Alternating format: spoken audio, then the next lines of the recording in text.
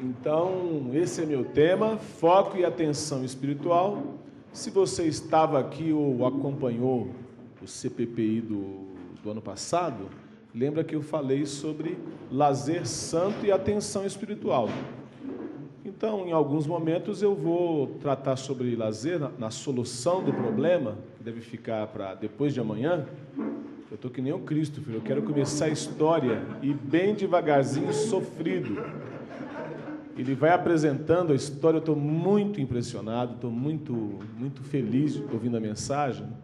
E eu lembro, estamos assistindo em casa, eu e as crianças, já pela terceira vez, ou talvez mais ainda, O Senhor dos Anéis. Agora a versão estendida, para sofrer mais. Não é? Porque o bem só ganha no final mesmo. Não é? E Tolkien tinha essa influência. As grandes narrativas mostram como é sofrido o bem ganhar, não é? Dentre as grandes narrativas, a palavra de Deus, que é a grande narrativa por excelência, não é? Então, a minha também é uma grande narrativa, você vai sofrer até o final.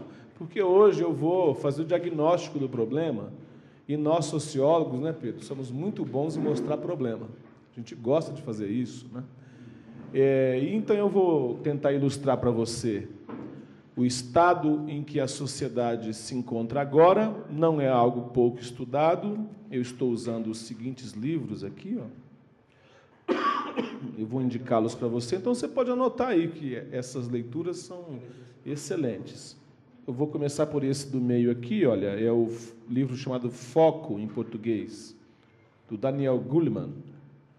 Aqui ele tem um subtítulo, Foco, o motor oculto da excelência.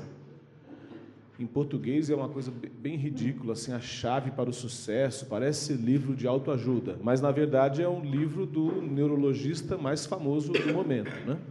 Apesar do Daniel Goleman ser um neurologista e apresentar o tema nessa ótica das pesquisas sobre o cérebro, você aproveita tudo, porque ele fala sobre comportamento, e você parece estar vendo alguém que trata da fé cristã em muitos momentos, tá?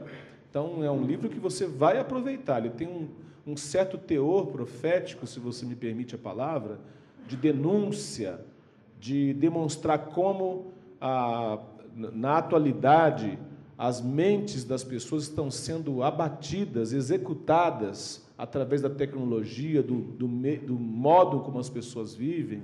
É formidável. Eu aproveitei bastante a leitura, nem terminei ainda. Você tem um outro que me foi indicado aqui pelo Michel, lembra, Michel? Conexões para a Vida, que é algo semelhante, né? Mas ele inaugura um tipo de estudo sobre o cérebro humano. Eu vou explicar por que tantos cientistas têm interesse no cérebro humano. É um estudo sobre o cérebro humano numa perspectiva cristã. Então, Conexões para a Vida é um livro atual, novo. Existe um livro antigo muito bom, que você não vai achar de jeito nenhum, só eu tenho. E não empresto, e nem é meu. De jeito nenhum. Nosso Frágil Cérebro. Aqui tem um exemplar da biblioteca do CPPI. É mole? Não sei se tem em outro lugar, só lá. E a bibliotecária vai me perseguir o resto do meu ministério procurando esse livro aqui. Já o li há muitos anos atrás, depois devolvi para a biblioteca, o que foi um erro. Aqui você vê o subtítulo, Uma Perspectiva Cristã sobre a Pesquisa do Cérebro. Que livro delicioso. E ele vai fazer esses vários estudos tentando compreender como o cérebro humano funciona. Eu acho que você não precisa se frustrar muito por não conseguir esse livro aqui, e pode ler o Conexões para a Vida, porque ele vai traduzir as mais recentes pesquisas sobre o cérebro, também numa perspectiva cristã. Tá? Eu coloquei um outro livro aqui, a autora não é cristã. Querida. O autor de Conexões para a Vida... Eu não estou... Não é ele, não. Eu não sei. Eu separei o livro, acabei pegando só a foto, eu levanto isso para você, tá? Na internet, coisa que vocês não podem usar agora, ouviu? Eu vou falar contra, vai ficar chato. Aqui tem um outro livro muito interessante, que é de uma autora, como eu disse, não cristã, essa eu lembro o nome, é Lauren Slader, que escreveu Mente e Cérebro. Em português ele saiu como Mente e Cérebro. Você encontra esse livro, sim. Tá? Saborosíssimo, muito bem escrito. Como ela é uma autora não cristã, ela vai tomar alguns enfoques que você pode discordar, mas ela é bem respeitosa. O que é interessante no livro, principalmente, é que ele seleciona várias pesquisas, vários testes que os cientistas comportamentalistas fizeram para verificar como as pessoas reagem diante de problemas, diante de emergências, né? E foram compreendendo como o cérebro funciona. O tempo inteiro você vai conseguir fortes pinceladas sobre a fé cristã, sobre a alma humana, a natureza humana, né? Por que tanto interesse no cérebro, alguém que não lida com isso, que tirava notas ruins em biologia e agora se interessa tanto? Aqui eu coloquei um outro autor para vocês, olha, o Philip Yancey e Dr. Paul Brand. Se você vê um livro com esses dois juntos, compra. Nem pergunta se é bom, sempre será bom. Um deles feito de modo maravilhoso, certo? Hã? Terrível e maravilhoso. Há um outro também muito interessante, pouco lido agora que eu saiba, O Problema da Dor. Que livro fabuloso. Acho que foi o primeiro, não é, Christopher? Que os dois escreveram juntos. Foi o primeiro que eu li dessa dupla e gostei muito. Temos também um livretinho que eu vou pedir para o Christopher, se der tempo de trazer, até sexta, O Sangue e a Ceia. Está aqui, né? Não, né? Mas pode vir, talvez? Poderosíssimo, curtinho e que compensa a leitura o tempo inteiro. E você vai ter também, através desse livro, uma ideia do estilo dos dois. Irmãos, dizendo tudo isso para falar o seguinte: não existem várias verdades, tem uma verdade só. Isso nós cristãos inauguramos. Algumas vezes, através da igreja no sentido institucional aqui, ou no sentido de grande organização, erramos, porque a gente queria explicar as coisas só do ponto de vista bíblico literal, não é mesmo? Se você leu a história, viu as grandes, os momentos em que a igreja prejudicou a ciência, mas via de regra não foi esse o comportamento. O comportamento da fé cristã diante do mundo é de estudo e reverente admiração. Nós olhamos para o mundo, para o corpo humano, para o cosmos, e a gente quer entender. E tem um detalhe que só os cristãos é que trouxeram isso ao mundo. Nós nos sentimos divinamente autorizados a compreender o mundo.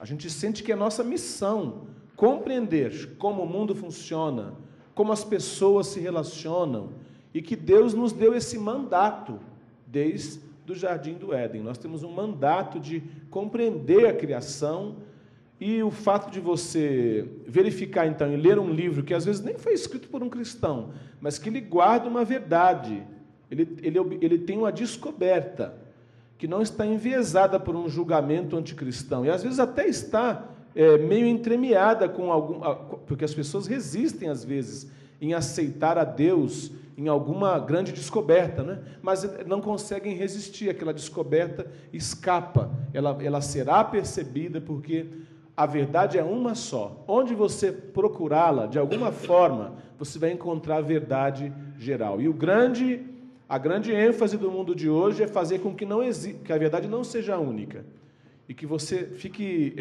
sempre inseguro, que não exista uma certeza, mas é possível sim você ter uma compreensão na perspectiva cristã de quase todos os conhecimentos humanos, pelo menos aqueles que interessam. Sugiro então que você adquira esses livros, vou falar de outros no decorrer da palestra, tá? Bom, se eu não conseguir te impressionar com esse monte de livro aí, eu não sei se você vai se impressionar daqui para frente. Então vamos observar um pouco o que é o livro do Foco e o que ele está dizendo. Se você não está conseguindo ler aí, sugiro até que vai procurando o cantinho, pode arrastar a cadeira, porque vai compensar ler os slides aqui, tá? Então, Daniel Goleman escreveu um livro onde ele está denunciando o empobrecimento de nossa capacidade de atenção, tá? Ele faz isso enquanto médico. De tudo que ele fala, você vai aproveitar muito, principalmente, a definição sobre a atenção, que é essa que lerei agora, e o diagnóstico de como esse problema vinha acontecendo. Então, o que ele diz que é atenção? Ele fala que a atenção funciona de forma muito parecida com a de um músculo, do mesmo jeito que os músculos, se muito usados, hipertrofiam, não é isso? Ou se pouco usados ou não usados atrofiam, então, do mesmo modo, a atenção, a capacidade cognitiva humana, instalada primordialmente aqui no cérebro humano, ela pode se enfraquecer, atrofiar ou hipertrofiar. Então, o cérebro é como o corpo humano. Se nós usamos a nossa atenção deficientemente, pouco, então a gente vai ter uma atenção que vai definhar, vai piorar, tá? Se a gente usa bem, ela cresce. Então, exercitar a nossa atenção é de vital importância para manter-se vivaz, compreendendo o mundo, sendo capaz de conhecer e entender bem as coisas. Mais um pouco, ele vai falar sobre a atenção. Ele diz que a atenção é um músculo cognitivo. A palavra cognitivo só significa, nesse caso aqui, intelectual, cerebral, tá? Então, a atenção é um músculo cognitivo que nos permite seguir uma história, levar uma tarefa até o fim, aprender ou criar. Qual foi a última vez que você viu o que eu tenho visto aqui nas pregações? As pessoas ouvindo uma história muito comprida, com muito interesse, não é mesmo? E o quanto isso está ficando raro em qualquer ambiente. Você vai num ambiente de pós-graduação. É um ambiente em que as pessoas deveriam estar preparadas para grandes narrativas. Vou começar a falar aqui nessa aula de pós-graduação como funciona a cognição humana. Isso é uma grande narrativa, vai levar várias aulas, talvez um semestre. As pessoas não conseguem se concentrar. Adultos não se concentram. E se você vai na escola e tenta contar uma historinha, então você vai verificar com as professoras que têm muitos anos de experiência. Elas separavam um livro e iam contar a história. O livro de criança, gente, tem 12 páginas, 20, com ilustração. Até você ia gostar, Clésio, é pequenininho. E enquanto a professora vai lendo o livro para as crianças, ela nota que no decorrer dos anos, as crianças têm cada vez menos desinteresse. Então, o cérebro da criança não mudou, eles não são mutantes. O que está acontecendo é que a atenção vem se enfraquecendo em escala global no mundo. E as pessoas vêm sendo cada vez mais lesadas na sua capacidade cognitiva e são cada vez mais incapazes de fazer isso aqui, olha, seguir uma história, levar uma tarefa até o fim, porque elas vão se sentir distraídas e vão se interromper com muita facilidade, que elas têm mais e mais dificuldade em aprender e em criar. Ao contrário do que a gente pensa, o mundo está muito menos criativo hoje do que já foi no passado. Nós não acreditamos hoje que o mundo é super criativo, como às vezes você tende a imaginar quando vê, não é? Os comerciais da Apple, não é? E todas as grandes empresas lançando novos dispositivos, você pensar o mundo está super criativo. Não, as pessoas estão cada vez menos criativas, por isso que elas dependem tanto de novas invenções. Os efeitos da falta de foco ou da falta de atenção.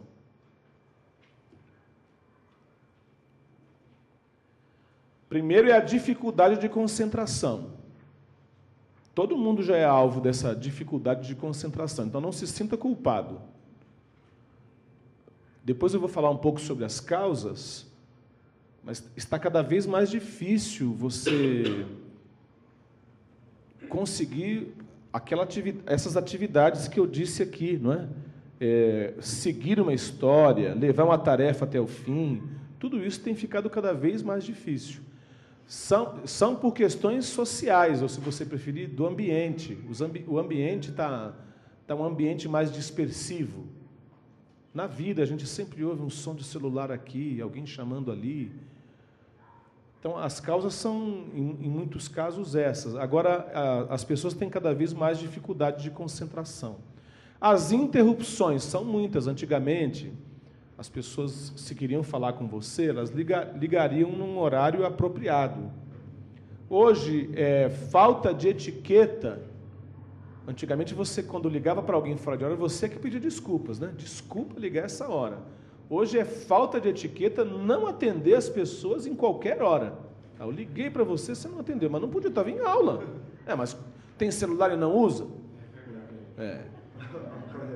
O Clésio está bravo comigo que ele liga para mim e eu nunca atendo. Mas não é por minha causa. Por causa dele. Não é não, meu. De jeito nenhum. Mais do que nunca, então, as pessoas acham assim, se o telefone está tocando, a gente tem aquela obrigação de atender, e em muitos momentos, aquele telefonema poderia esperar tranquilamente. Meus alunos, principalmente quando estão me devendo algum trabalho, né, enviam um e-mail normalmente às 17 horas, eu já estou na universidade. Eles falaram, eu enviei hoje. Eu falei, hoje que horas? 17. São 18. Eu não estou telepaticamente ligado à internet, nunca vou querer. Né? Não tem como eu receber, mas há aquela premência, você tem a obrigação de que o e-mail seja algo instantâneo, mas as pessoas podem sobreviver, na maioria dos casos, vai te assustar, tá? Abrindo os e-mails uma vez por dia, na maioria dos casos. Porque em raras ocasiões, um telefonema ou um e-mail é tão urgente que ele exige uma resposta imediata. Eu sei, se você trabalha com isso, normalmente sim. Agora, são raras as ocasiões em que alguém está dependendo pela vida ou pela morte daquele telefonema. E há como você criar protocolos para isso. Né? Por exemplo, se alguém tem alguma coisa urgente, não me manda e-mail, liga para mim. Né? Se alguém tem algo mais urgente ainda, vai até onde eu trabalho, e por aí vai.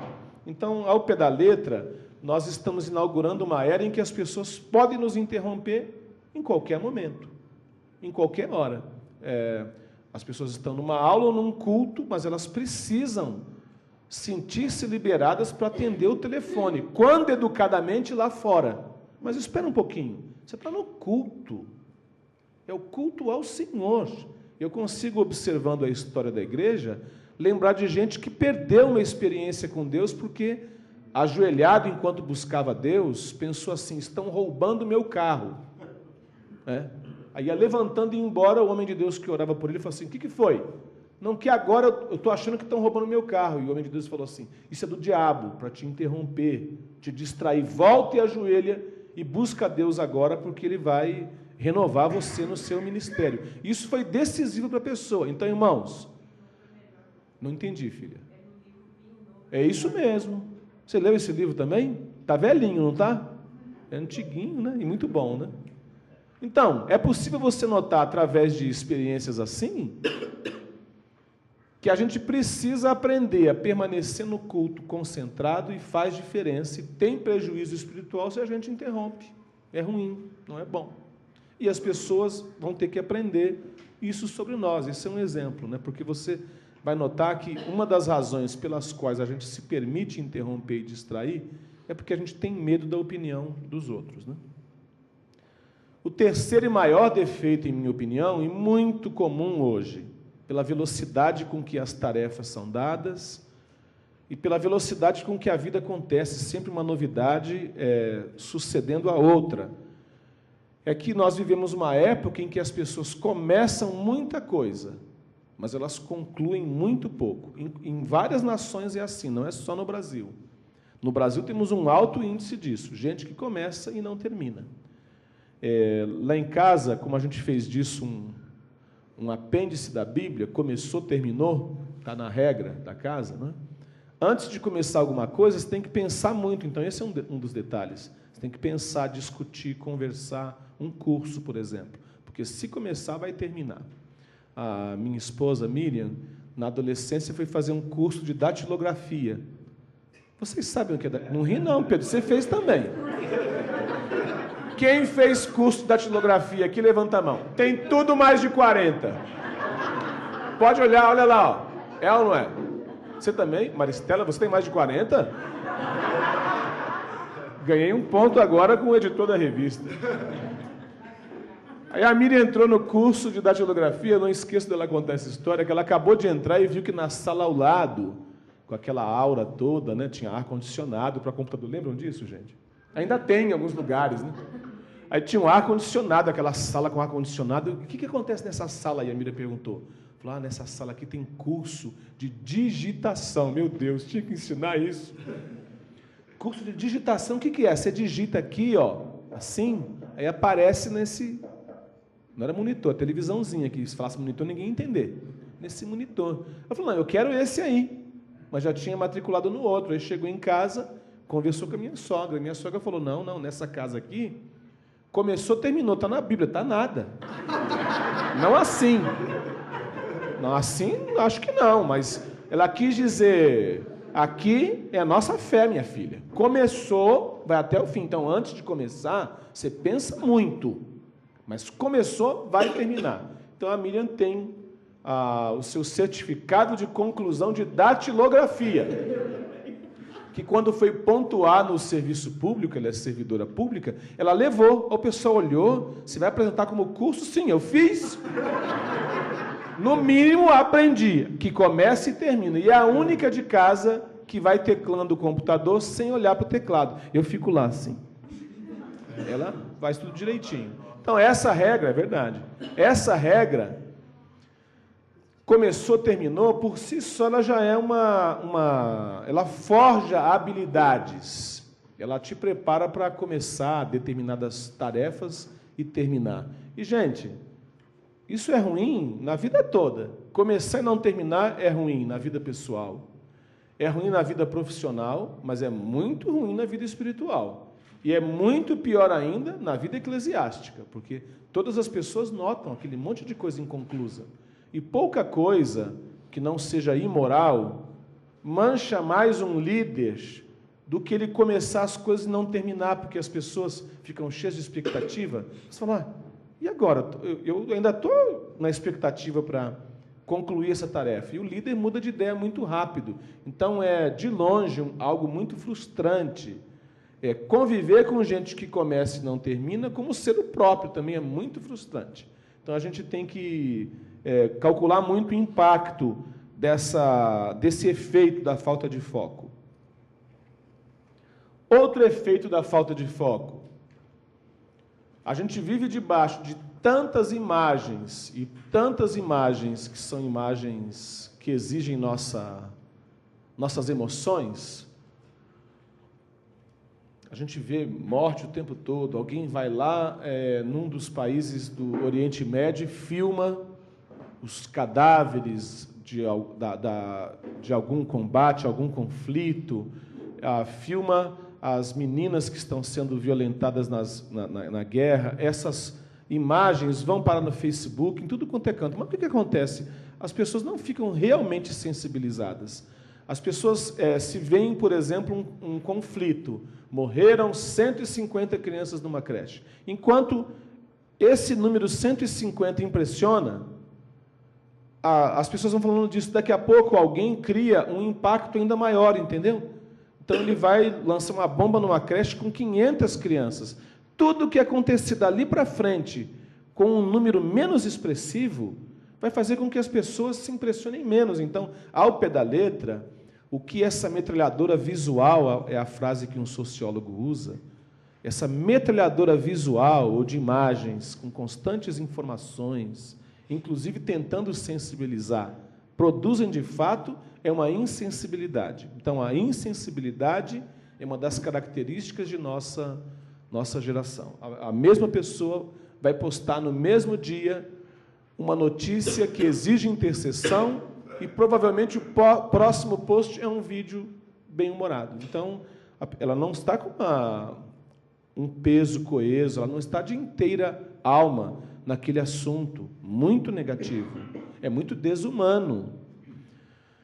Já tratando também sobre um dos problemas. O que acontece quando alguém joga um jogo violento, um videogame violento? E aqui eu estou falando como educador e pai, e eu acho que os meninos precisam de games com o que a gente chama de violência moderada. Não assusta não, tá? Agora, eles falam de games que têm conflitos de guerra históricos, de risco. Isso a gente já estudou, você pode ver outras pesquisas que digam o contrário.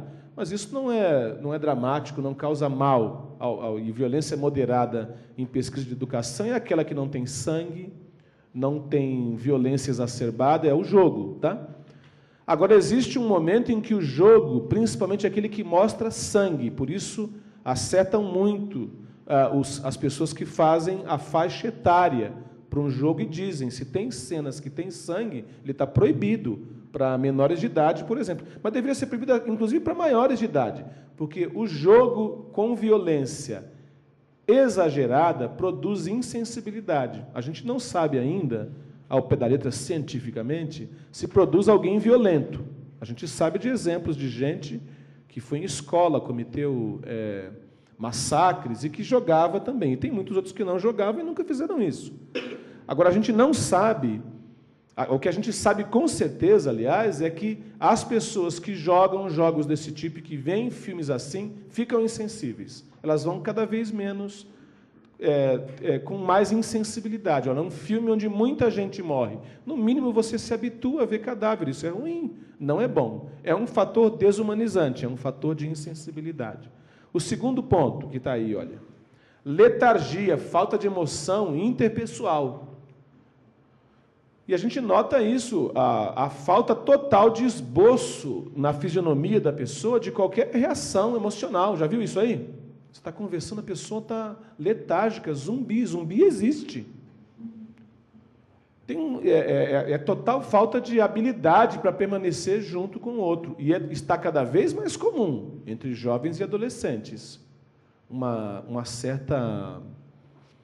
Ele não fica... letargia é o termo mesmo. Está desligado. Uma vez um aluno meu na sala de aula, ele não olhava para mim. Eu estava aqui falando, ele olhava assim para o lado. Ele parecia prestar atenção em qualquer coisa do meu lado. Aí ele virava depois de novo, parece que não conseguia parar aqui, entendeu? Eu fiquei olhando e falei, esse garoto deve estar chapado. E fui conversar com ele no intervalo. Falei assim, o que está acontecendo com você? Você está tão distraído. Aí ele não olhou para mim de novo, ele ficou assim e falou, eu nem notei que eu estava distraído, então é o máximo. É distração. É uma distração num ponto, acho que nem droga consegue. É uma letargia completa, uma falta de capacidade de se conectar. Não é algo pequeno, não, é algo grave.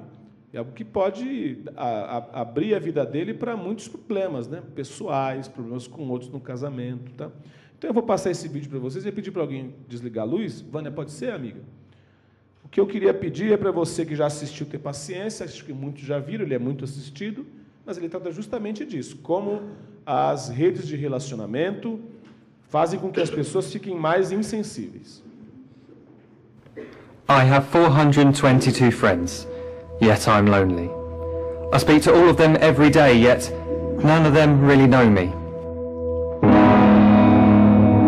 The problem I have sits in the spaces between, looking into their eyes, write a name on a screen. I took a step back and opened my eyes. I looked around and realised that this media we call social is anything but. When we open our computers and it's our doors we shut. All this technology we have, it's just an illusion. Community, companionship, a sense of inclusion. Yet when you step away from this device of delusion, you awaken to see a world of confusion. A world where we're slaves to the technology we mastered, where information gets sold by some rich, greedy bastard. A world of self-interest, self-image, self-promotion, where we all share our best bits but leave out the emotion. We're at our most happy with an experience we share, but is it the same if no one is there? Be there for your friends, and they'll be there too, but no one will be if a group message will do. We edit and exaggerate, crave adulation. We pretend not to notice the social isolation. We put our words into order until our lives are glistening. We don't even know if anyone is listening. Being alone isn't a problem. Let me just emphasise, if you read a book, paint a picture, or do some exercise, you're being productive and present, not reserved and recluse. You're being awake and attentive and putting your time to good use. So when you're in public and you start to feel alone, put your hands behind your head, step away from the phone. You don't need to stare at your menu or at your contact list. Just talk to one another. Learn to coexist. I can't stand to hear the silence of a busy commuter train.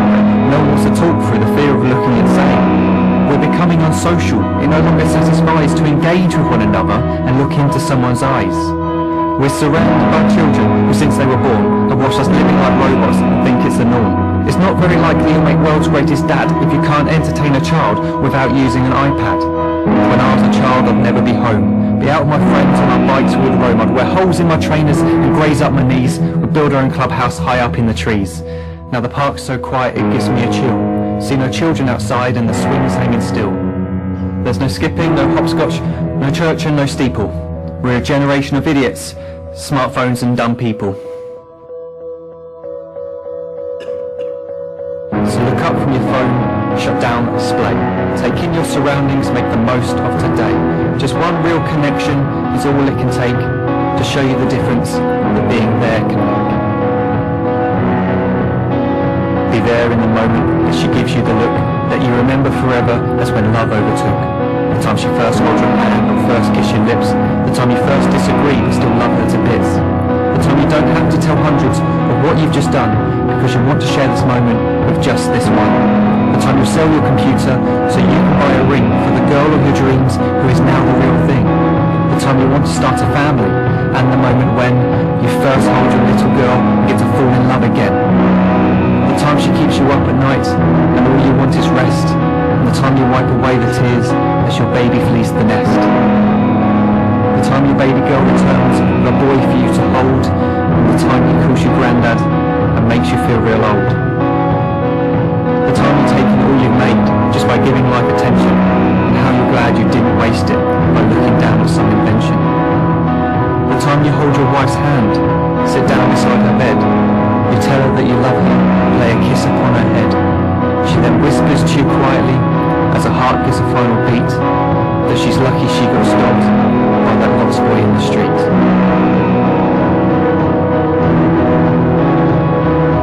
But none of these times ever happened. You never had any of this. When you're too busy looking down, you don't see the chances you miss.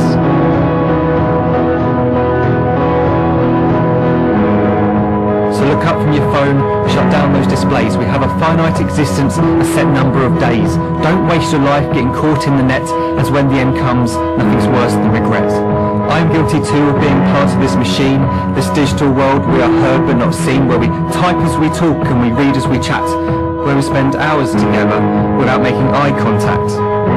So don't give in to a life where you follow the hype. Give people your love, don't give them your like.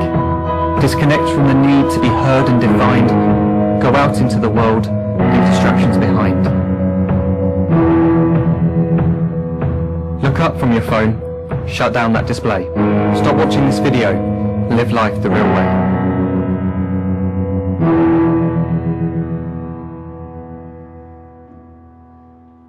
Quem nunca tinha assistido? Só por curiosidade. Valeu a pena? Gostaram? Bom, no mínimo, a pessoa fica com medo de usar o celular e não casar. No mínimo, né? O que, na minha opinião, já é um castigo bem grande, não é? E quem pode dizer também que não há um pouco disso? As pessoas, inclusive romanticamente, estão mais insensíveis porque as pessoas não se conectam, não se veem, né? Faltam momentos, ambientes em que as pessoas estão realmente se encontrando na vida real, né?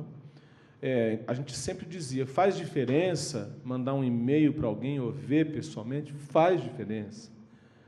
É um bom momento para atenuar a saudade. Alguém está viajando, você vai lá e vê as fotos dele no Facebook, isso é interessante, mas não substitui mesmo um encontro presencial, viver a vida do jeito real, é o que o autor está dizendo, rimou.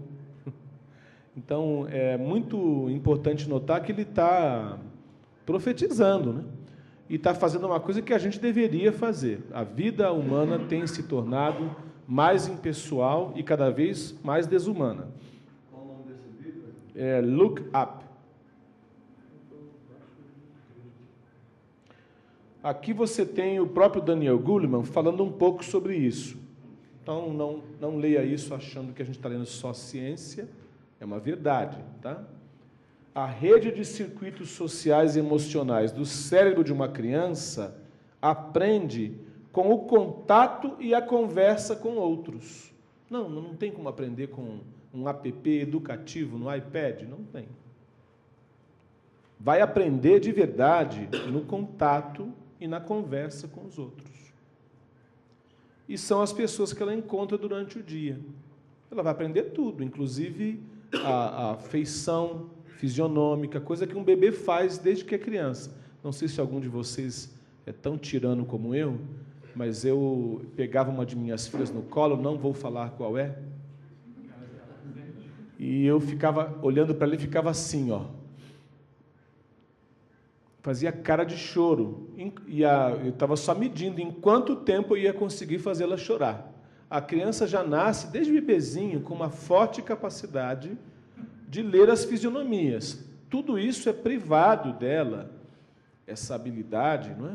Ou pelo menos é embotada, se você retira ela do mundo real e permite que ela use muito o mundo digital, que ela fique na frente de uma tela. Cada momento que a pessoa passe em frente à tela pode trazer a ela, no mínimo, a perda de uma oportunidade que ela poderia estar fazendo outra coisa, vivendo no mundo real. Viu o que ele disse? Ler um livro é produtivo. Você pintar um quadro é produtivo. Existem atividades, mesmo solitárias, que são produtivas. E existe, no entanto, a maioria das atividades feitas com uma tela, se não estão produzindo novas informações ou decisões, não são atividades produtivas, e menos ainda para o seu crescimento cognitivo e pessoal. Essas interações que tanto a criança como o adulto formam durante a vida moldam uma rede de circuitos do cérebro. É aí que a gente chama de atenção, tá? Quanto menos horas passadas com pessoas e quanto mais horas passadas a olhar para um monitor, maiores os déficits. Isso não é poesia, é pesquisa. Então, se a pessoa gasta muito tempo com o monitor, se ela gasta muito tempo atrás de uma tela, ela vai ter um déficit de atenção e de foco. Então, o problema é claro, o problema é a tela. Muita tela, cada vez menos atenção. Um outro efeito que a gente vê, inclusive das telas, então aqui já estou centralizando, as telas são um grande inimigo do foco. Há outros, mas eu vou falar sobre isso mais tarde. Celular e direção, esse é um artigo que eu copiei e colei aí, são uma mistura tão perigosa quanto conduzir um veículo alcoolizado. Também é estatístico. Olha. Isso porque, ao falar ao telefone ou mandar um torpedo, gente, mandar um torpedo dirigindo, distrai o motorista, essas atividades, e aumenta em 400% o risco de acidente. Então, não é só uma implicância de um cristão com mais de 40 sobre as telas, tablets, não é isso, é fato. Está acontecendo. As pessoas estão tendo mais distração e mais prejuízo e também estão tendo mais acidentes por conta disso. Segundo o neurologista Marcelo Calderaro, o principal perigo é a atividade que exija retirar as mãos do volante. Mexer em aparelho eletrônico, coisas que façam pensar sobre outras coisas, como você ter que atender alguém e conversar naquele momento, retira a sua atenção, mesmo no viva voz, do que você está fazendo naquela hora, né? Isso também inclui comer, beber, procurar algo, ler e se maquiar. Lamento para todas vocês meninas, não pode se maquiar enquanto dirige. Quais são os problemas, então, da falta de foco? Primeiro, é um prejuízo muito grande da atenção, percebido primeiro nas escolas. Pode ser seu filho, seu neto, seu sobrinho. E o diagnóstico é rapidinho, mesmo quando ele não é verdadeiro. Não é que não existe, existe. Déficits de atenção por razões neurológicas, razões cognitivas. Mas o percentual é muito pequeno. Agora, a nossa impressão quando vamos na escola é que a maioria tem problema. Mas o percentual é pequeno. Na maioria dos casos realmente médicos, existem tratamentos. Agora, o diagnóstico é rapidinho, porque A mãe acha que o filho tem problema, a professora acha também. A coordenadora acha, quem é a psicopedagoga para dizer que não. E depois ela indica para o médico, e esse último nunca vai dizer que não mesmo, porque já tem 4 profissionais antes dele garantindo que o garoto está lesado. Ele baba. Enquanto acontece a aula. E todo o problema pode ser só indisciplina, mas a resposta vai sempre caminhar para medicalização. Na educação já se vê tudo isso aí, porque é muito difícil você ter um diagnóstico muito preciso. Parece, mas não é tão fácil assim, né? Se as pessoas lidam pouco com a frustração, elas vão ter indisciplina em várias áreas, dentre elas também a falta de disciplina, por exemplo, na alimentação. Então, essa foto aqui mostra a pessoa está com um hambúrguer do outro lado, um frango frito, eu acho, e a verdura. Qual que ela vai escolher? E a outra coisa, nesse desenho aí você tem uma ideia bem dramática, né? É a adicção digital. As pessoas não conseguem ficar sem celular. Quer arranjar briga? Na sua sala de aula, proíba o uso do celular. Quer arranjar briga também? Na igreja. Não deixe a pessoa ficar usando, mesmo quando ela diz que está consultando a Bíblia, que está lá presente no iPhone. O pastor acredita, porque pobrezinho, ele não vê. Eu vou até o fundo da igreja, volto e eu vejo todo mundo usando a tela azul do Facebook. Tenho vergonha. Acho feio, horrível.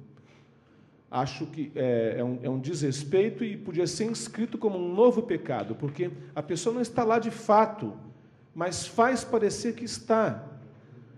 Eu não sei por que isso é vantagem para ninguém, e vou chegar nesse ponto daqui a pouco. O modo como a gente distribui a nossa atenção vai determinar o que a gente vê no mundo e como a gente é. O autor do livro sobre foco usa uma frase daquele mestre Jedi Yoda.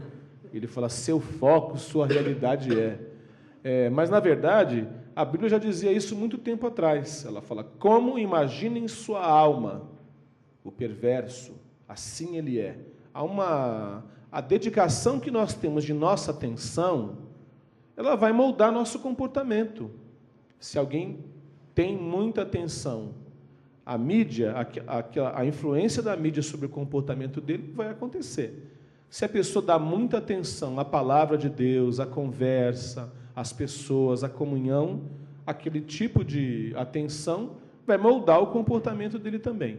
Você quer ter um diagnóstico rápido sobre o que causa prejuízo na sua vida espiritual? É só você verificar o que vem consumindo mais a sua atenção de forma errada. É possível o cristão ver televisão demais, é possível ficar muito tempo em rede de relacionamento.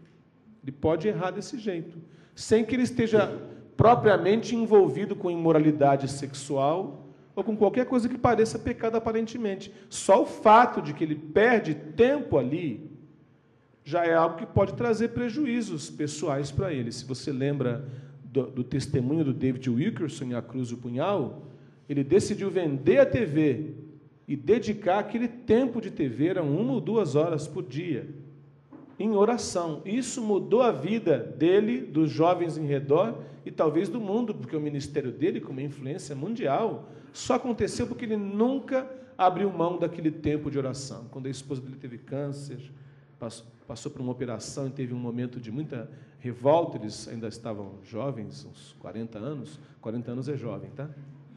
Eu lembro-me que ela parou de orar, estava num período muito perturbado de saúde, e ele orava a hora dele e a hora dela. Falou, então eu oro a minha hora e a sua hora também. Então ele sempre entendeu que a dedicação, ele podia ensinar para o Yoda, né? Olha, seu foco, a sua realidade é. Ele entendeu que você tinha que ter uma dedicação maior àquilo que te traz mais benefício para a vida espiritual. E que você deveria cortar aquelas entradas que tomavam esse tempo. Seu tempo, sua atenção é limitado. Você não vai conseguir prestar atenção em muita coisa. Você gasta a atenção rápido. Ela queima, sabe? Se você passou um dia em que na manhã você precisou estudar, preparar algo intelectualmente, à tarde você tem que fazer outra coisa para descomprimir, porque você gastou a atenção que você tinha para aquele momento. Então, se você entregar essa energia a outra entrada, que não sejam coisas positivas, elas vão trazer prejuízo para você e ainda cansar você para compreender realmente aquilo que interessa. Um dos pontos principais, eu acho, e mais prejudiciais, é que, e esse é um dos efeitos mais danosos da falta de atenção, em minha opinião, as pessoas têm muita dificuldade com tudo que é longo, com tudo que inclui uma grande narrativa, com temas que vão se desenvolver por muito tempo, e por isso eu sinto tanto a presença de Deus quando estou ouvindo a palavra, estou ouvindo mesmo, e o Christopher vai bater o recorde do Senhor dos Anéis. Ele vai gastar umas 12 horas aqui pregando sobre esse assunto. E a gente vai acompanhando a história, e você vai vivendo ela todinha. As pessoas estão perdendo isso. Gente, até bons filmes, as pessoas não têm muita paciência para assistir. Elas falam, muito lento, muito lerdo. E meu filho tentou me explicar o que era Vine. Então eu estou coroa mesmo, né? O que é Vine? Ele falou, são Vine. Vine, pai, é um vídeo de 30 segundos. Eu falei, para que filma-se algo assim? Tão rápido. Ele falou, não, que é engraçado, é curtinho. Então, cada vez menos as pessoas se interessam por coisa rápida e passageira. Agora, as grandes narrativas, a grande história sobre a criação do mundo, a queda, a redenção, isso não pode ser explicado de um jeito superficial. Não vira Vine. Isso tem que virar uma grande narrativa. E o próprio processo em que você tem que aprender já está fazendo algo com você. Só um momento dedicado já é algo poderoso. Grandes homens de Deus lembram-se de um mês que eles dedicaram. O que é um mês? É pouquinho numa vida, né? Gunnar Wiggen e Daniel Berg dedicaram um mês em formação espiritual. Eles nunca tiveram depois, se me lembro bem, Gunnar Wiggen, um seminário regular, que ele nem lembra, nem cita na biografia. Fala que o que mudou a vida dele foi um mês, um CPPI, que ele fez na Suécia, ouvindo a palavra de Deus 30 dias em longas narrativas. Ele vai usar outra palavra. Aquelas ideias longas, bem contínuas. Gunnar Wiggen foi um pregador muito impressionante na época dele. As pessoas que ouviam falavam de muita unção. E ele aprendeu isso nesses 30 dias dedicados. O que o Fábio de Mello diz sobre isso? Se algum momento da leitura ou da história o texto lhe parece difícil, vença o desafio. Não permita que a preguiça lhe sequestre. A preguiça de tentar entender algo, né? Vá adiante, todo livro, toda mensagem, toda pregação, todo curso precisa nos acrescentar algo novo. Toda forma de saber nasce de um não saber. Então, aprender, conseguir conhecimento, inclusive bíblico, conseguir inclusive revelação, sempre vai trazer algum desconforto. Aprender dói em qualquer momento, porque ele vai exigir de você uma readequação, não é? É uma nova informação. Vai exigir de você momentos em que você pensa assim, não estou entendendo direito. E em vários lugares em que o Ministério da Palavra submeteu o povo a isso, o efeito foi grande. Eu lembro aqui de memória de igrejas em lugares pobres, em lugares simples, em que o povo não tinha cultura formal, mas o povo falava de tudo. O povo comentava tudo. Um dos maiores benefícios do povo de Deus ao Brasil chama-se escola bíblica, ao mundo talvez, porque pessoas simples sentavam-se e podiam discutir, conversar com os professores, coisa que não acontecia nas escolas de ensino fundamental no Brasil, mas podia acontecer na escola bíblica. Meu pai tem o 3º ano do primário. Agora ele conversa com você sobre tudo. Ele leu Flávio Josefo, Antiguidades Judaicas, leu a Bíblia toda em 40 dias. Garante que qualquer pessoa consegue, só usando alguns horáriozinhos antes de trabalhar, parte do horário do almoço e parte do horário da janta. E ele diz, a pessoa consegue. Ele foi na igreja e testemunhou. Eu li a Bíblia em 40 dias. Aí um irmão falou assim, isso é impossível. Ninguém consegue. Você se enganou, pulou algum livro. Meu pai não tinha anotado sistematicamente, falou, vai ver que eu pulei mesmo. Aí ele decidiu, vou tentar de novo. Logo em seguida, ele leu de novo em 40 dias e foi lá, e não vou dizer que esfregou a Bíblia na cara do irmão, mas teve vontade. Falou, dá para ler sim. E até hoje, para ele, qualquer pessoa que diga que não consegue ler, a Bíblia inteira, vai lidar com um grande problema, porque ele não foi devidamente alfabetizado, embora leia muito hoje, aprendeu na raça. Se você submete a pessoa a um processo de aprendizagem, ela te surpreende, as pessoas aprendem. As pessoas aprendem na escola bíblica, aprendem a palavra, elas são capazes de aprender coisas profundas. E isso, os pregadores de nosso tempo parecem ter esquecido. Então, nós não podemos, de jeito nenhum, diminuir o conteúdo da palavra para agradar a audiência. A gente pode pregar de uma forma mais simples, a gente pode caminhar de acordo com o povo, mas, gente, tem que dar uma puxadinha no povo, entendeu? Tem que forçar um pouquinho, em qualquer lugar. Tem que sujeitar as pessoas ao processo. Olha o que termina dizendo aqui o Fábio de Mello. Se a aprendizagem é um processo, ela deve ser sofrida. Isso, a pessoa tem que passar pelo processo. Como é que eu aprendo a palavra de Deus? Você vai num lugar que a pessoa está pregando e presta atenção. Só. O tempo inteiro. Acompanha, pergunta se tem dúvida e se o ambiente permite. Você tem que passar pelo processo. Se você passar pelo processo, aí ele vai funcionar. As causas do problema, como eu já falei, a gente vive cercado por um ambiente com uma parafernália, uma tecnologia que produz tudo isso aí. A gente também vive em um mundo que está mudando o tempo inteiro. É muito diferente você viver em 2014 do que era viver em 1980, e não está tão longe assim. Hoje as carreiras são muito dinâmicas, é muito improvável que vocês, jovens, parem de estudar antes dos 27 anos. Se alguém estuda, é a última estatística no Brasil. A criança entra com 3 ou 4 anos na escola e é muito provável que ele continue na educação formal até os 27 anos. Então, a atenção é indispensável mesmo, só por esse lado. Mas tem um outro lado ruim nisso, né? Hoje, muito é exigido em termos de trabalho e aprendizado o tempo inteiro. Tudo isso já cria, por assim dizer, um cansaço nas pessoas. Mas é uma questão muito mais importante, muito mais essencial. O nosso problema não está no ambiente. Nosso problema está em nossa natureza. A gente vive regrado por essas 3 coisinhas aqui, ó. A concupiscência da carne, a concupiscência dos olhos e a soberba da vida. Está no mundo. Eu disse regrado, mas errei. É o que tem de regra no mundo, não deve nunca ser regra sobre nós, entende? A gente nunca deve fazer alguma coisa atendendo a um desejo da carne, a um desejo de nossa natureza humana. Só isso não autoriza você a satisfazer algo. Eu vou deixar essa pessoa com quem eu casei porque eu não sou feliz. Não, no cristianismo não tem isso, não. Pode continuar casado, a felicidade vem depois. A mesma coisa se aplica nos outros, a concupiscência dos olhos.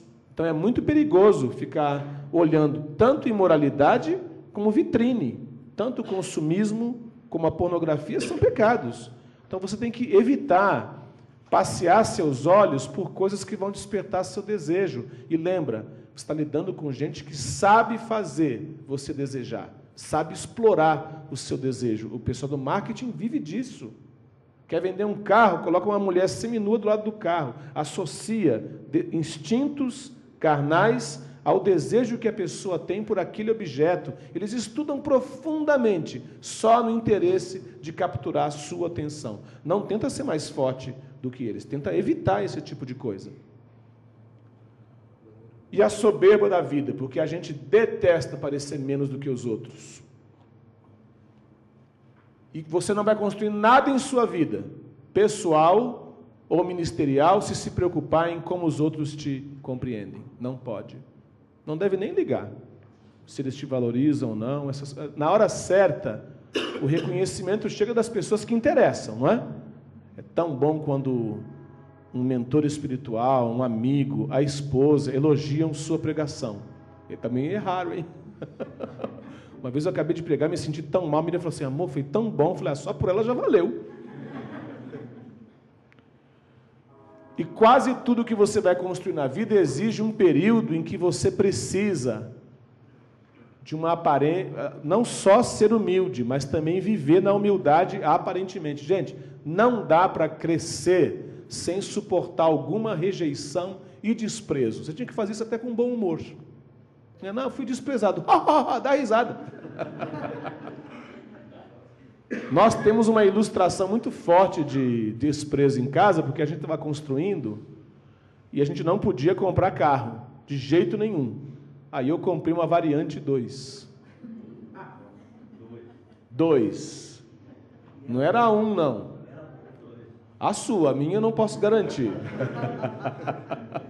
A minha Variante 2 chegou já em mau estado, a casa em obra, então ela fazia serviço de tudo, né? Levava os irmãos para a igreja. Uma vez eu coloquei, Pedro, você não me perdoa, você que lida com trânsito, mas eu coloquei 11 pessoas na Variante. 11. Eu podia me inscrever naquele Guinness Book, acho que eu ganharia. E para onde? Para ir numa vigília. Hoje eu não faria isso, Pedro, minha consciência moral evoluiu um pouquinho. E eu lembro-me que a gente passava num lugar e ia nos lugares falar, e a gente ia com a Variante, sempre constrangia, é ruim andar de carro velho. Eu era treinador do Casados para Sempre, e andava para cima e para baixo com o carro daquele jeito. Uma vez eu cruzei com um irmão no Walmart, ele me olhou e falou assim, rapaz, troca esse carro. Acho que esse irmão era da prosperidade. Ele falou, você está envergonhando o evangelho, né? E eu queria ser alguém mais abnegado e falar assim, eu não respondi nada para ele, mas eu pensei, só que eu estou fazendo na minha casa, você paga aluguel. Desculpa, eu não resisti.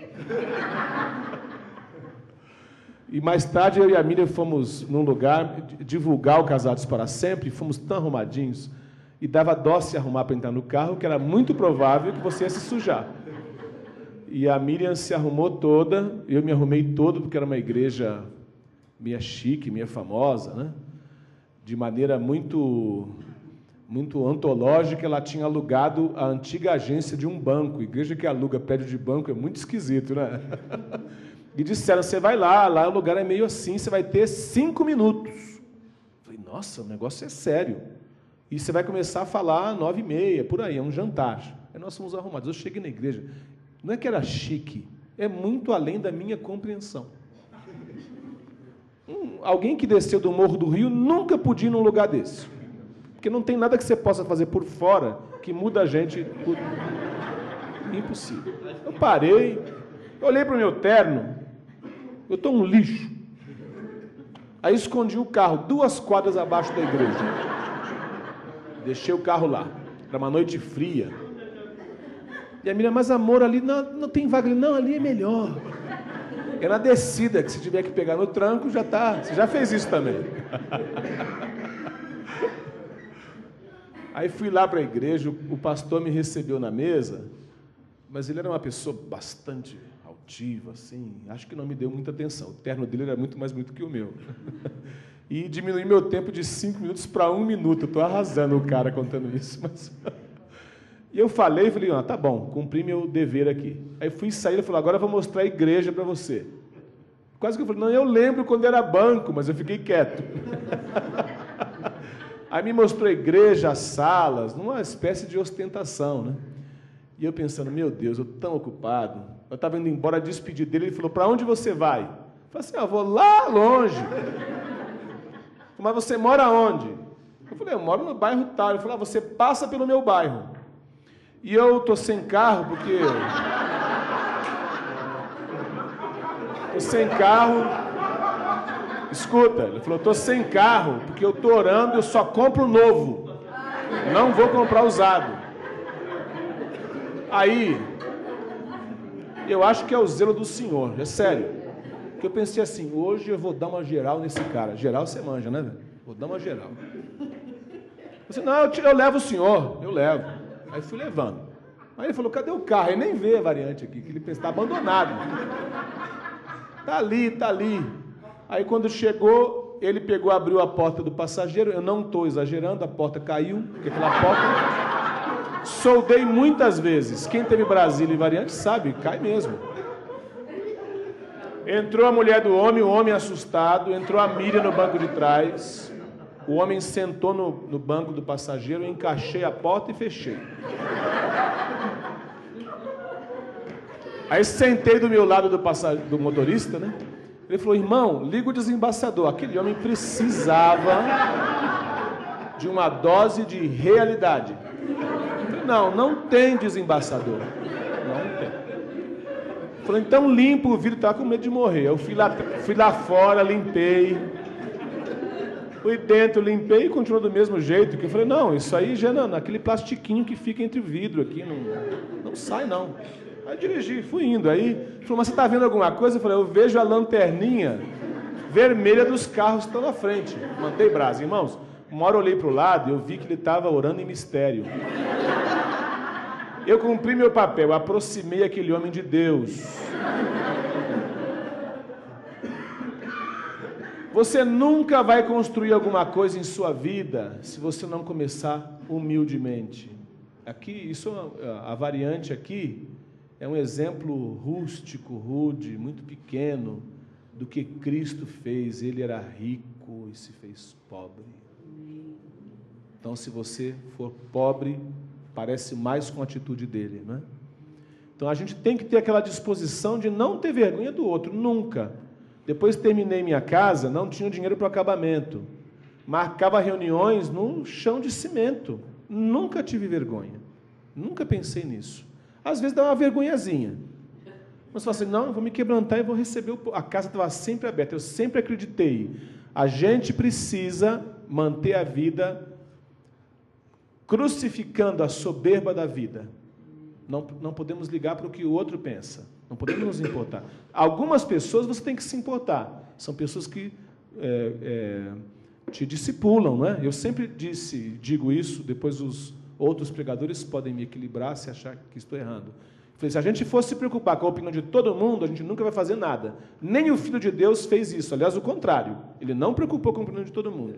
A gente tem que preocupar com a opinião de Deus, através de nossa consciência, iluminada pelo Espírito Santo, e daqueles amigos que estão nos mentoreando e discipulando. Se tiver meia dúzia de pessoas assim, tá bom, tem mais do que muita gente por aí. E a essas pessoas você presta contas, ouve, para tudo e pensa, espera, se ele falou eu vou ouvir. Mas a gente não pode se preocupar em agradar todo mundo, isso aí nunca vai funcionar mesmo, né, de qualquer jeito. E você só vai conseguir construir sua vida espiritual, sua vida em Cristo desse jeito. Então, conclusão, você também não precisa comprar nada para agradar ninguém. Estão entendendo onde eu quero chegar nessa ideia de soberba da vida? Eu não preciso ter nenhum objeto mais moderno para as pessoas verem, porque as empresas vivem de produzir um produto agora, um novo lançamento, que tem uma cara, uma superfície diferente, para que você queira comprar para os outros verem. É para isso mesmo.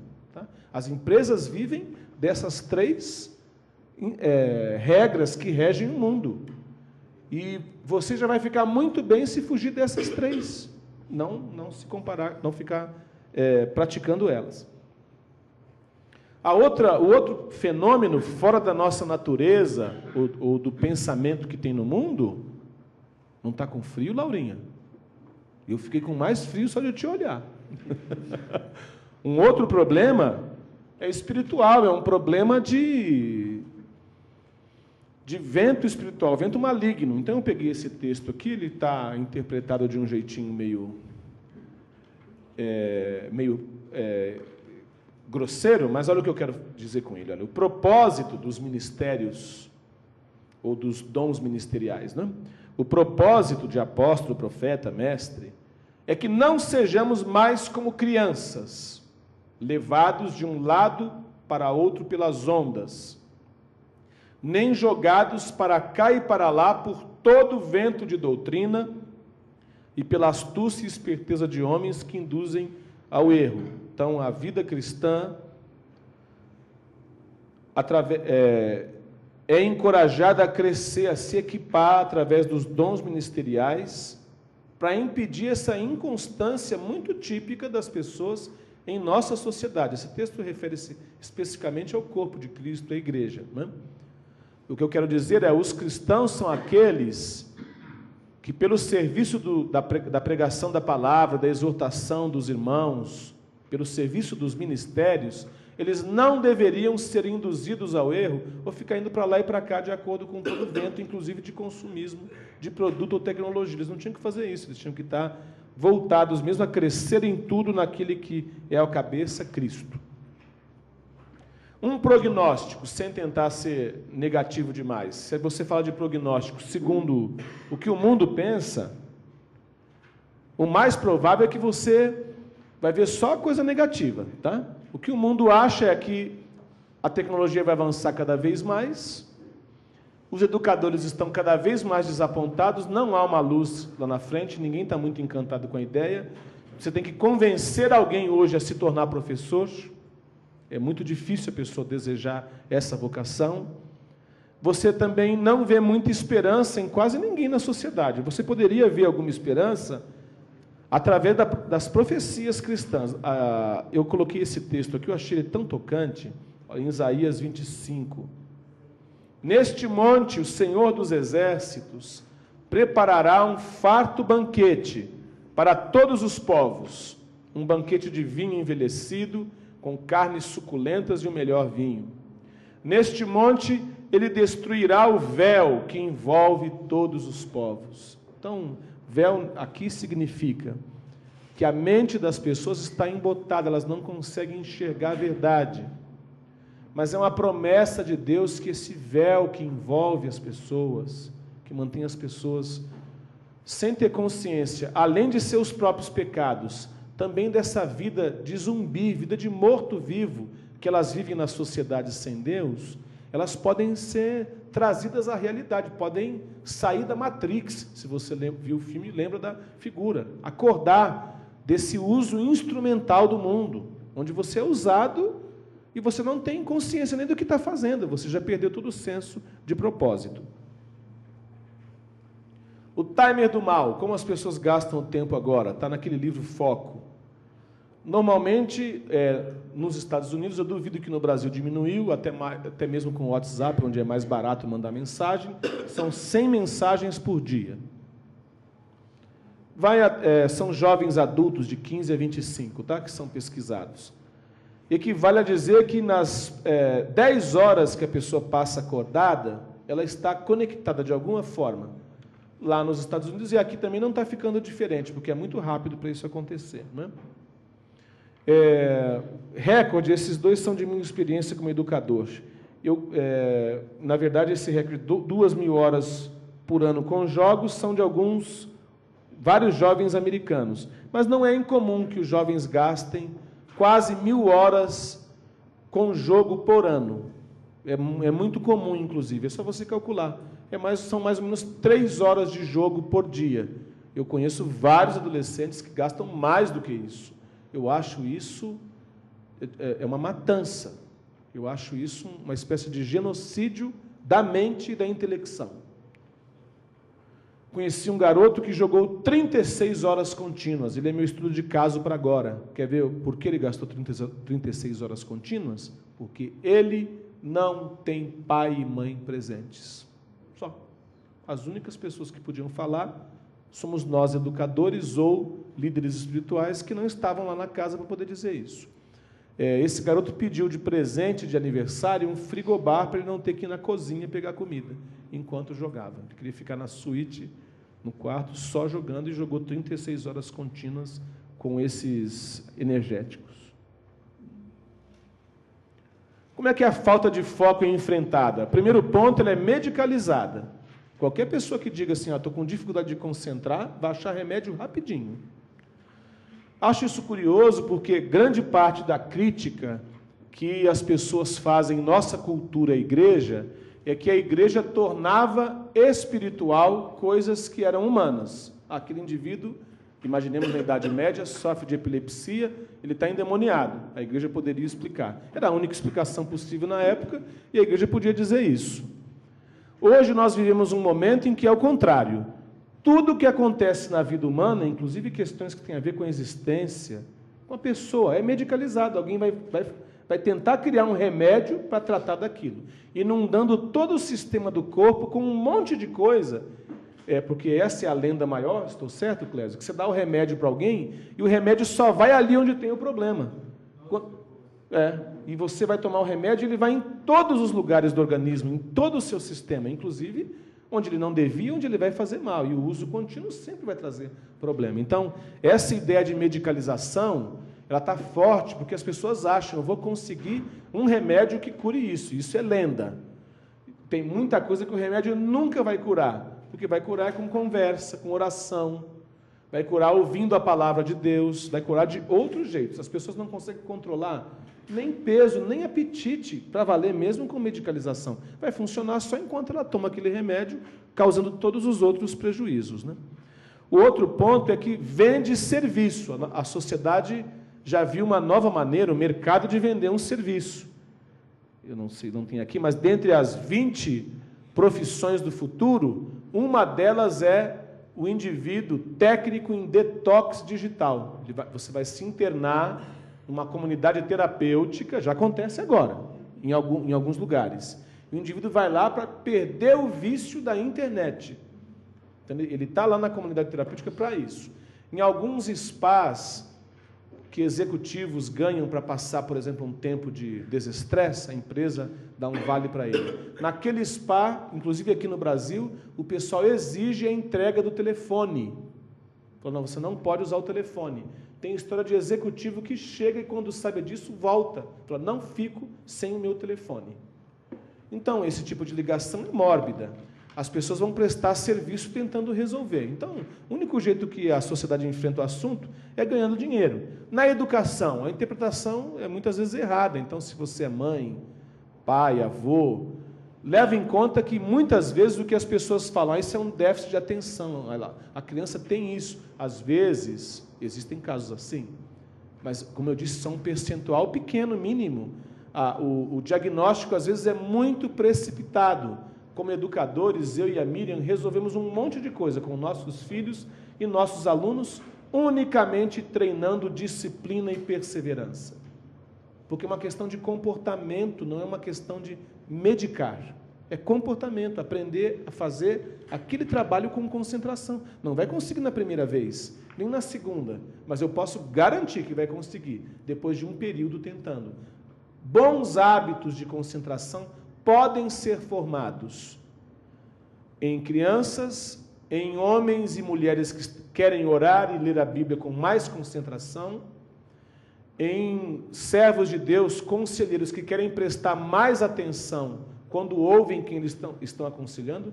Tem muitas possibilidades de você, pela disciplina, fazer o que a Bíblia garante, pela perseverança ganhareis as vossas almas. Tenta interpretar esse versículo desse jeito que eu quero dizer agora. Pela perseverança, eu vou dominar a minha vontade, minha emoção e meus pensamentos, que é o que a alma humana significa, né? Então, eu posso dominar a minha alma através da perseverança. Como a falta de foco é enfrentada na igreja? Primeiro, vamos usar a tecnologia. A igreja gosta da ideia. E é claro que eu sei que você pode publicar coisas ótimas no Facebook, usar essas ferramentas como aviso, reunir pessoas para oração através dessas tecnologias, mas eu quero alertar para o seguinte: a gente também achava que a televisão seria um grande benefício para o reino de Deus. No mínimo, novas tecnologias são contraditórias, tem coisa boa e coisa ruim misturada. Nunca eu só consigo usar e avançar. As igrejas podem usar a televisão e pregar o evangelho, mas tem um monte de contradição nisso, várias contradições. Inclusive aquela outra, prego o evangelho e até evito que algumas pessoas vão de fato à igreja, o que também pode acontecer. Então, nunca o uso de uma tecnologia é algo que eu possa acreditar, eu vou conseguir usar para o bem sem pagar um preço. Nada substitui a conversa, nada substitui a reunião presencial. Um outro fato que eu vejo na igreja é que a igreja vai enfrentando nos cultos uma forte dessacralização. O sagrado vem desaparecendo. Eu leio muito uma poeta, Adélia Prado, e ela vem dizendo: o que está acontecendo com nossas músicas? É óbvio que é muito bom, tem música que movimenta, pula, mas ela comentou algo interessante. Ela falou: as pessoas não têm mais noção de sagrado, mesmo dentro de um templo. E para a gente compreender melhor, as pessoas perderam a noção de sagrado em vários momentos. A adoração, e eu lembro-me dela desde pequenininho, porque eu converti com 14 anos e na adolescência fui em alguns lugares que eu sentia a presença de Deus. Eu lembro que visitei no morro uma igreja que as pessoas só entravam sem sapato, a criança lembra disso, né? E meu pai, a reunião durou muito, meu pai me colocou debaixo de um banco para dormir, o povo de Deus orando, buscando a Deus descalço por reverência, o chão era de terra batida, as pessoas eram pobres e simples, mas elas lembravam, esse lugar aqui é um lugar que a presença de Deus está presente, havia um cuidado, sabe? Havia um senso de sagrado. Soldados cristãos presos na Segunda Guerra Mundial, em um campo de concentração japonês, fizeram uma igreja numa clareira, lareira não ia caber, né? Fizeram uma clareira e colocaram só uma cruz, só para tipificar que é o lugar de reunião. Eu nunca esqueci desse depoimento, que um deles estava passando pelo lugar, trabalhando como escravo lá, carregando umas madeiras, e estava com um chapéu, um boné daqueles de prisioneiro. Aí o colega dele falou assim, coloca a madeira no chão e tira o chapéu, que você está na casa de Deus. Quando passaram pela clareira, eles tinham um sentimento de sagrado, e teve um avivamento lá mesmo. Gente, o nosso comportamento nas reuniões manda muito, e a ausência desses momentos de reverência e sagrado me causa pena, porque eu não tenho visto. A adoração tem que ser um momento tão sagrado, que a gente fica conectado ao Senhor e às vezes a gente pensa, se eu falar e orar tal coisa, mesmo boa, não é mesmo? Mas eu penso, será que vai ferir essa direção, essa presença? Se eu me movimento agora, se eu vou no banheiro agora, eu vou fazer com que esse momento sagrado seja de alguma forma dessacralizado, desrespeitado. Ao mesmo tempo, por que eu vou tirar foto e publicar no Facebook agora? O que essa foto significa? Significa que eu estou no culto tentando fazer o que as pessoas fazem no Facebook. Fotografa o prato que vão comer, publica que estão com cólicas. É o império do trivial, é o império do absurdo. Quer dizer, eu quero fazer da minha vida um espetáculo. Discordo, então, que os momentos de adoração... Não, primeiro que eles estejam cada vez mais ausentes, mas discordo que a igreja tolere com tanta facilidade isso e não diga nada. E tenha medo de dizer, eu fui ensinado a pregar e interromper a pregação se eu vejo que tem gente conversando, com conversa paralela ou desatento. E eu penso, é verdade, eu devo ocupar um lugar de ministro e saber o quanto aquela palavra custa para mim em primeiro lugar. Então eu quero insistir com vocês, o ministro da palavra, o pastor não deve permitir que as pessoas dessacralizem cada vez mais o culto ao Senhor. Tem que ter um momento do sagrado. Tem que ter aquele instante, não é por apenas imposição. E eu sei também, depende da presença do Espírito Santo. Mas nós precisamos cultivar isso nas pessoas, né? No culto doméstico, uma das primeiras lições que eu tenho com meu filho, eu tive com ele, é que ele aprendesse a sentar e ficar quieto. Então, faltou muito culto doméstico para muita gente. Depois que ele ficou quieto, eu aprendi e tentei ensinar para ele, melhor dizendo, né, que o bumbum tinha que ficar no sofá e a cabeça para cima, porque ele ficava ao contrário. O tempo inteiro eu desanimava, porque eu pensava assim, não, eles não estão ouvindo nada que eu estou falando. A maior parte do trabalho é para organizar, mas isso também é pregar o Evangelho, é ensinar alguma referência, algum tipo de concentração. Encerrando, se a igreja é o sal, ela tem que ser aquela instituição que diz não, aquela instituição que tenta preservar o mundo de uma lesão ou um prejuízo. O Estado, esse pobrezinho, vai atrás do mercado. Olha o que está aí no gráfico. Tudo que o mercado falar, o Estado vai fazer. A família e a escola são as duas que poderiam opinar contra o mercado, mas são as duas que estão mais sem ação no momento. Mas são as duas também que podem ser ativadas pela igreja. A igreja é a instituição desse momento de falar alguma coisa contra. A igreja tem que ser a instituição onde existem encontros presenciais, conversa, momentos de qualidade e que olha para a tecnologia, para redes de relacionamento, para o uso errado, o uso constante, de um jeito desconfiado e pontua. E fala, e exige um tipo de postura diferente.